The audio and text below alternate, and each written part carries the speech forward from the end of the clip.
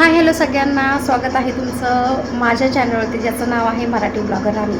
तर खूप दिवसातनं आज मी व्हिडिओ शूट करत आहे, ब्लॉग तयार करत आहे. आणि विशेष असं म्हणजे काही नाही, पण जस्ट चाललेलो आहे आता देवाला. तर त्यामुळे म्हटलं चला मी पण दर्शन करेन, त्याचबरोबर जी माझी यूट्यूब फॅमिली आहे ती पण देवीचं दर्शन घेतील.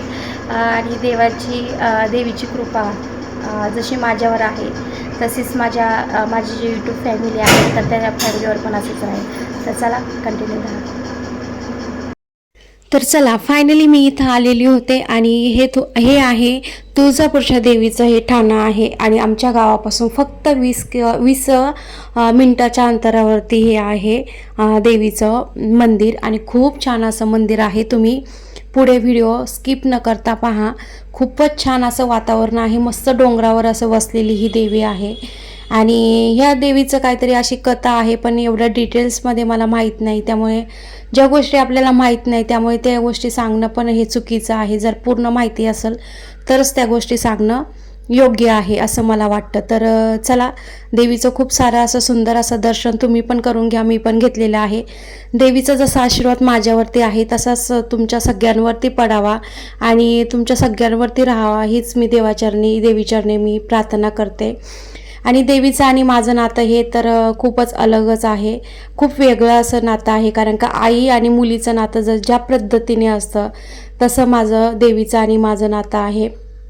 आणि प्रत्येक वेळेस मी इथं जाते कारण का मला खूप छान आणि भारी वाटतं, मस्त वाटतं, मन एकदम प्रसन्न होतं आणि मला ते जावंच लागतं. कारण का असं वाटतं ना की आई मला आवाज देत आहे की तू माझ्यापाशी अजून आली नाही आहेस किंवा तू माझ्यापाशी कधी येणार आहे, अशी मला आवाज येतो. आणि खरंच ते आहे. कारण का ज्याची भक्ती त्या देवीवर आहे ना त्यालाच त्या गोष्टी कळू शकतात. दुसऱ्यांना ते कळूच शकणार नाही. दुसरे त्या गोष्टीचा मजाक उडवतील की काही पण काय बोलती वेड्यासारखी असं तसं. पण जो खरंच त्या भक्तीने त्या देवीला मानतो किंवा श्रद्धा करतो, तिची आराधना करतो, पूजा अर्चा करतो, त्यालाच ते माहिती असू शकतो की खरंच देव त्याला बोलवतो की नाही बोलवते, बरोबर की नाही. तर चला असो, ज्याचा त्याचा प्रश्न आहे. मी पर्सनली मी सांगितलेलं आहे. तर तुम्ही पण दर्शन करून घ्या. तर फायनली आता मी इथं मंदिरामध्ये आलेले आहे आणि खूप सारं असं इथं मस्त असं वातावरण आहे. पावसाचं पण वातावरण आहे, थोडासा पाऊस पण झालेला आहे. आणि हे आहे तुळजापूरची अंबाबाई. आणि इथं अंबाबाईचं ठाणं आहे, कुलस्वामिनी देवी. आणि आमच्या गावापासनं जवळच्याच अंतरावर आहे हे मंदिर. खूप छान असं आहे आणि साक्षात खरंच ही आई आहे. आणि खूप म्हणजे इतकं भारी वाटतं ना, खूप मन अगदी प्रसन्न होतं, खूप छान मस्त वाटतं आणि खरंच खूप हलकं होतं. आणि खरंच तुम्ही पाहू शकता की ही देवी आहे अंबाबाईचंच इथं ठाणं आहे. आणि इतकी प्रसन्न अशी देवी आहे, मस्त आहे, खूप छान वाटतं खरंच. आणि एकदम मनाला असं प्रसन्न असं वाटतं.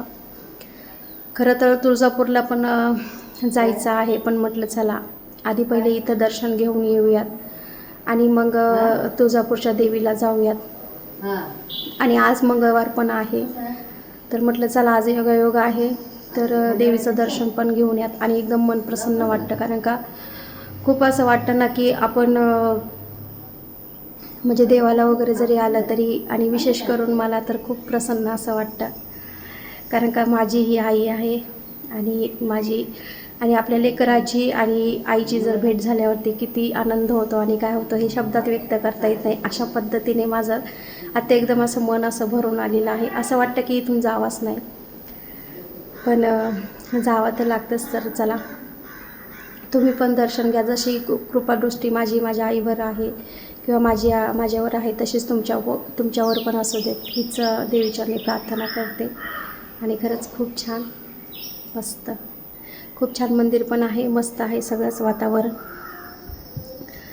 तर पाऊस पडून गेलेला आहे थोडाच, पाठीमागचं वातावरण वगैरे पण खूप छान आहे. तर चला,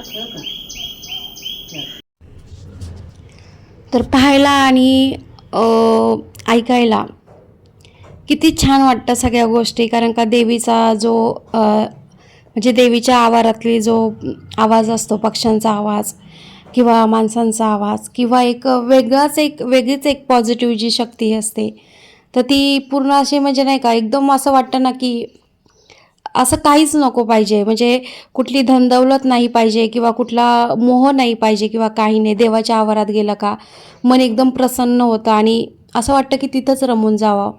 आणि ह्या तिथल्या आहेत त्या देवीच्या तिथल्या आहेत.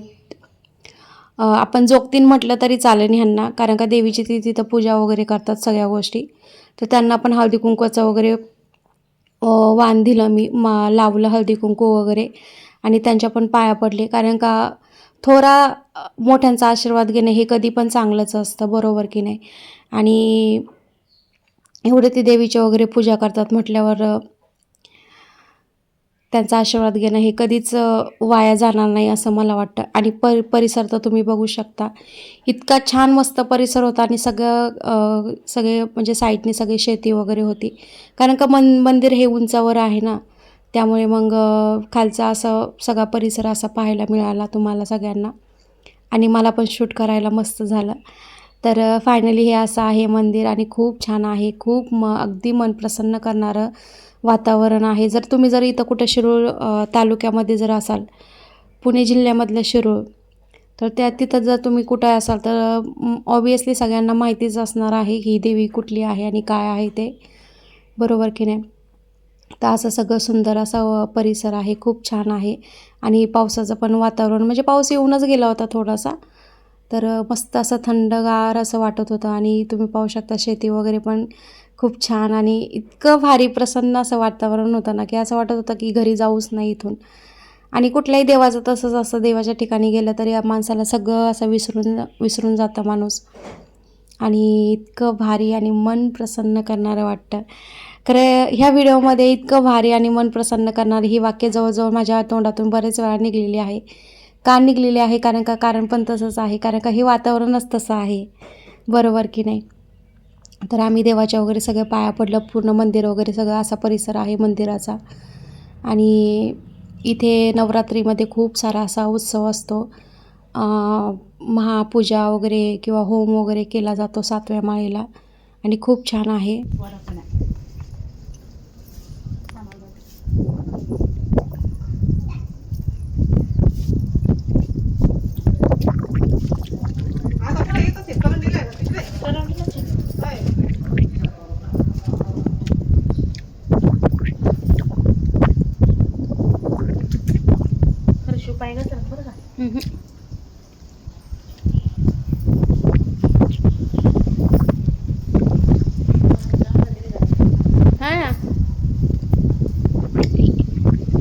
मी कालच म्हणलं ह्या वेळेस मला जांभळं खायला सुद्धा नाही भेटले.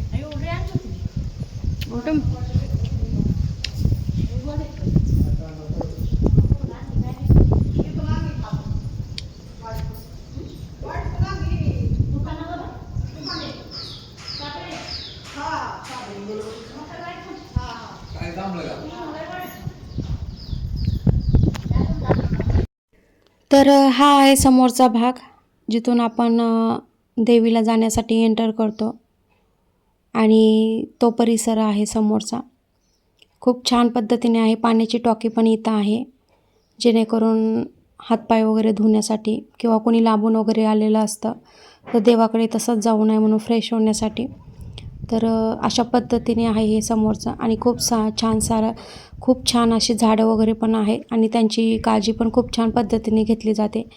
आणि हे एकदम असं श्री अंबिका माता असं म्हणून नाव पण आहे.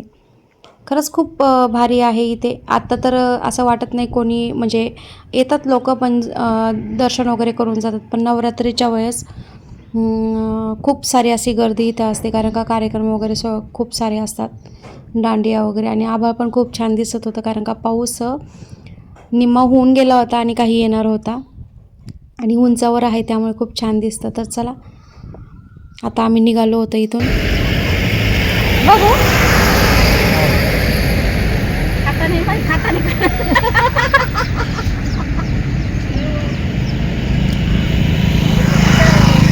मामी कशी दिली जांभळं? 70ला पावशेर का?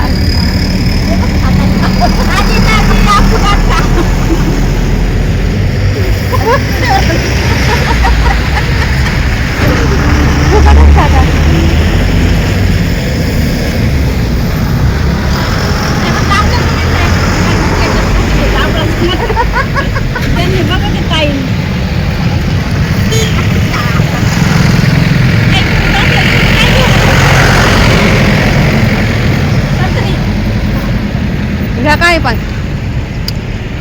मी ह्या वर्षी जांभळं आत्ता खाल्ले बरं का, जांभळं नव्हते खाल्लेले. जांभळ पिकल्या झाडा खाली. तर इथं देवीचं दर्शन वगैरे करून आल्याच्या नंतर इथं आम्ही तिथंच खाली आलो पायथ्याशी आणि इथं स्टॉल होता फ्रूटचा. तर इथं ओळखीचाच होता आणि त्यामुळे इथं थोडीशी हसी मजाक चालू होती आमची आणि खूप छान भारी वाटत होतं. कारण का आपली माणसं सगळीच जवळ असल्यावर किंवा त्यांच्याबरोबर असल्यावर थोडेसे गंमत इकडं तिकडे चालतीच. आणि तर कसा वाटला आजचा ब्लॉग तुम्हाला तर नक्कीच मला कमेंट करून सांगा.